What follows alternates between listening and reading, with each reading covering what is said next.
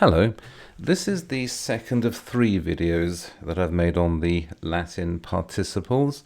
The first, and the one that should be watched before this one, is on the present participle. This one will be on the perfect participle, and the third one will be on the future participle. Let us begin by looking at the forms of the present participle. And if you have paid attention to my other videos, particularly those on the Latin verbs, and of course my earlier video on the present participle, you will see that I have a great belief in breaking words up into their constituent parts, or at least breaking words up into what can conveniently be regarded as their constituent parts, and putting them back together again. With the perfect participle, I will start with the stem. And you don't need to learn elaborate rules to construct this. You find it in any dictionary. It is the fourth principal part of the verb. For those of you who've forgotten, every Latin verb has 4 principal parts. You learn those so that you can recognize any part of the verb, and so that if you are that way inclined, you can generate any part of a Latin verb if you want to write Latin prose or indeed verse. The first principal part is the present active, and I'll take porto as my sample verb. Porto, I carry. First principal part, the present active, porto, I carry. The second principal part, the present infinitive, portare, to carry. Third principal part, the perfect active, portavi, I carried or I have carried. Fourth principal part, and this is the important one, I've listed it here as the supine because that's what Wiktionary does. It's a rather traditional, indeed it's a rather old-fashioned way of doing it. More recently, the custom has emerged of using the masculine perfect participle. Whatever the case, you've got your perfect participle stem given to you already in any dictionary. And so the supine of porto is portatum, or the perfect participle of porto is portatus. And from that, you take the termination and you end with portat. And that is your participle stem, portat. I'll say no more on that. The second part of a perfect participle is the 2-1-2 ending. That is the second declension masculine endings, the first declension feminine endings, and the second declension neuter endings. Let's then construct the usual table. Singular plus the cases, plural plus the cases. And let's have the masculine form. Here is the perfect participle stem, portat, to which you attach the participle endings. And these are endings which you should already know. Indeed, these are endings that you should have known for quite a long time.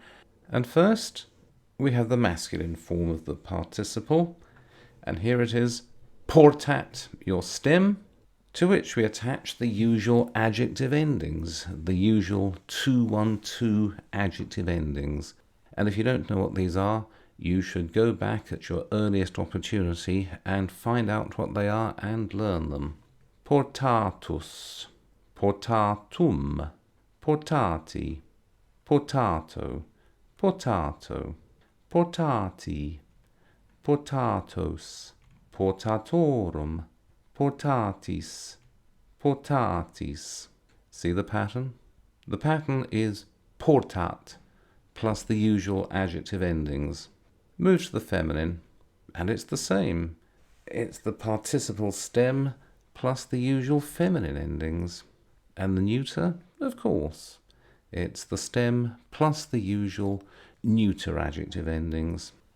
A few notes on the perfect participle. First, except for deponent verbs, of which we'll say more later, all perfect participles are passive. Therefore, portatus does not mean having carried. It means having been carried. English has a full range of participles. You can have active and passive with any participle you like in English. With Latin, except again for those deponent verbs, all of the perfect participles are necessarily passive. So portatus means having been carried. Let's turn now to how these participles work in a Latin sentence.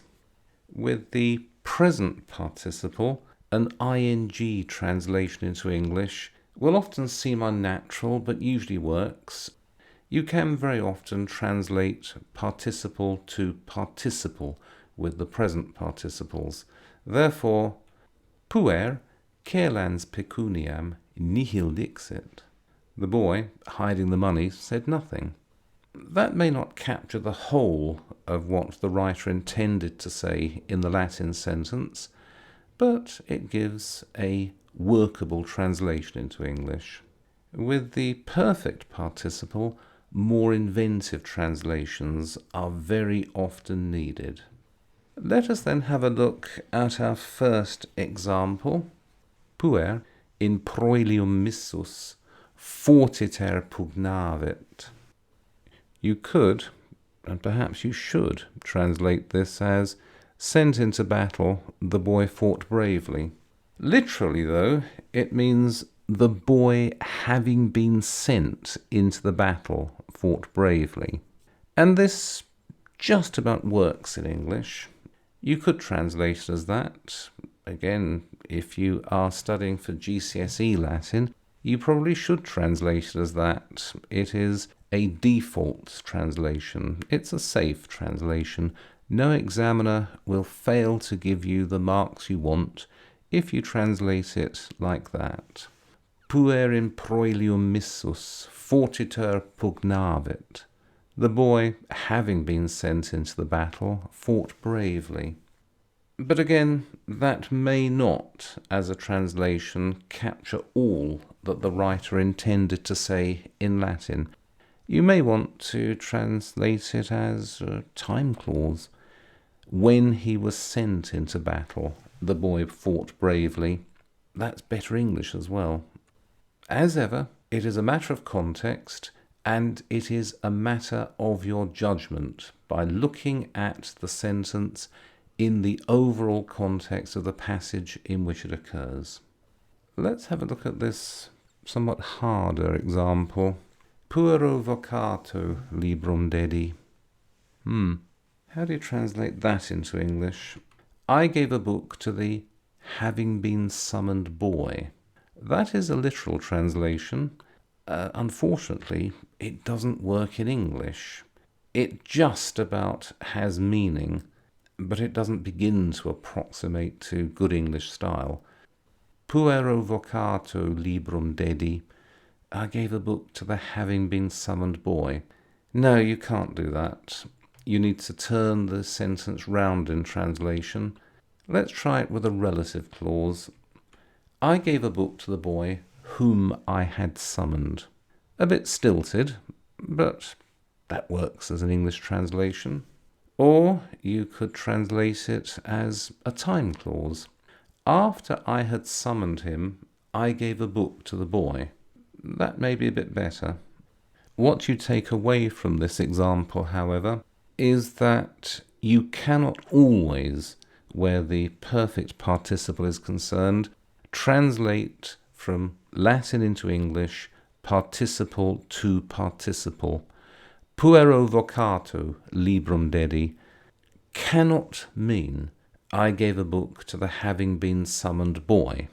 You do need to be more inventive. Here's another potentially troublesome example. Medea Iasonem visum amavit.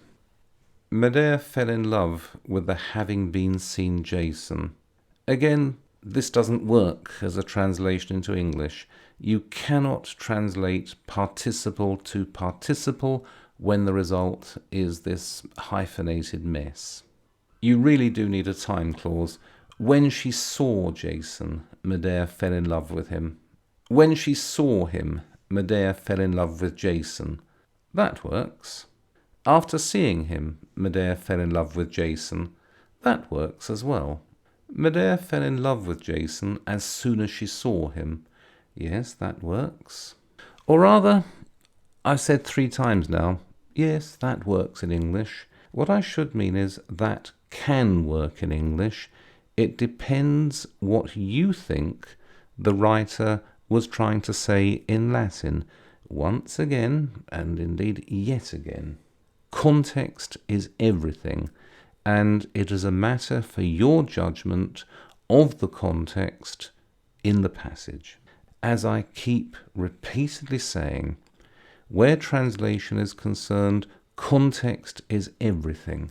Which of these translations is most appropriate? Or perhaps there may be some other translation which is more appropriate. But whatever translation is the most appropriate of Medea Iasonem visum amavit depends on your judgment of the overall context in the passage. Here's another one that may cause a few difficulties. Milites servos in forum tractos occiderunt. The soldiers killed the having been dragged into the forum slaves. Do you really need me to say that you can't do that? You cannot translate that participle into that hyphenated participle. It doesn't work. You do need to think of something else. Try a relative clause. The soldiers killed the slaves whom they had dragged into the forum. Notice how the verb in the relative clause goes back a tense, but I covered that in my video on the present participle, and I will not repeat myself. Or we could try a time clause. After dragging them into the forum, the soldiers killed the slaves. Or you could simply recompose the sentence in English. Dragged into the forum, the slaves were killed by the soldiers. Here you give up on any pretense of the active and put everything into the passive. Dragged into the forum, the slaves were killed by the soldiers. That works rather well as a translation of Milites servos in forum tractos occiderunt. Or take this one, Epistolam lectam incendi. I burnt the having been read letter. Can't do that, can we? Having read it, I burnt the letter. That's better. I burned the letter which I had read. That works. Not exactly elegant, but it works. Try that one for yourself. See how you can improve on me. Here's a nice one I may have taken from Julius Caesar. Muri deleti, hostes impedire non poterant. The having been destroyed walls could not stop the enemy. How can you put that into better English? Or rather, how can you put it into English? That's a nice one. Now destroyed, the walls could not stop the enemy. We've moved away from any attempt at a literal translation from the Latin. We've asked the question, if the author of those words had been writing in English, what would he have said? Probably he'd have said something very like this. Or, if you want to play safe, a good old relative clause, the walls which were destroyed could not stop the enemy. A bit flat, but that will do as a compromise between the 2 other translations we've looked at. It stays reasonably close to the Latin, but avoids the hyphenated words. Let's now look at the deponent perfect participle. Remember, a deponent verb is passive in form, but active in meaning. It looks like an ordinary passive voice verb. Take moror, I delay. It doesn't mean I am delayed, it means I delay. It's passive in form, but active in meaning. So let's have a look at this one. Caesar triduum moratus profectus est. Caesar, having delayed 3 days, set out. Not Caesar having been delayed 3 days. Caesar having delayed 3 days. Here you can translate participle to participle, but you may wish to be a little more inventive. Caesar set out after waiting for 3 days. That's rather a better representation of the original than Caesar having delayed 3 days set out. Of course, in order to translate deponent participles correctly, you need either to know all of the main deponent verbs, or you need to have a pretty good nose for what is a deponent verb. That one I leave to you. I come at last to the ablative absolute with the perfect participle. Remember, the ablative absolute is a construction involving a noun and participle that are not the subjects or the objects of the main verb in a sentence, but that say something about the circumstances of the main verb. You can see this with the present participle, but mostly you will see it here with the perfect participle, because it gets you round the difficulty of no active perfect participle, except of course for the deponent verbs. So you say this all the time in English. Having eaten dinner, we went out. You can't do that in Latin. The grammar doesn't exist. All you can say is, dinner having been eaten, we went out. The ablative absolute is a workaround. Oh, it has other uses, but the ablative absolute is mostly in Latin, I think, a workaround for this missing active perfect participle. What you do is you take your participle, and unless you want the participle to stand alone as the noun, you take your noun of choice, you put it into the ablative, and you as the reader, and presumably Romans in the past as the listeners, would take this as a flag. It said, here is a passive perfect participle and a noun. They are in the ablative case. You should therefore turn them around and make them active. So dinner having been eaten, we went out. You see that in Latin, and you automatically translate it in Latin, or translate it into English, as having eaten dinner, we went out. Let's have a look at some examples. Urbe capta, barbari cives occiderunt. The city having been taken, the barbarians killed the citizens. That's what it says. And as far as translations go, that's all right. That's what a GCSE examiner would accept. And if it looks a bit like a translation from Latin, which of course it is, it will do as English. You should, however, do in English, or you should consider doing in English, what the author of the Latin words had in mind. What he wanted was for you to turn the passive into an active. So, having taken the city, the barbarians killed the citizens. Or, when they took the city, the barbarians killed its citizens. Or you could try for this, which still looks rather Latinate, but works in English. The city taken, the barbarians killed everyone. As in my video about the present participle, I could, in this video about the perfect participle, have said rather more than I have done, but this will do as an introduction to the perfect participle. Let's have these points to take away. A perfect participle is always passive unless deponent. It can be translated as an English past participle, but probably shouldn't be. It may be better translated as a relative clause, that is, a who or a which clause, or as a time clause, when or after, or as an adverbial clause because or whatever. And that is all I will say for the moment about the perfect participle in Latin. My next video will be on the future participle. Thank you.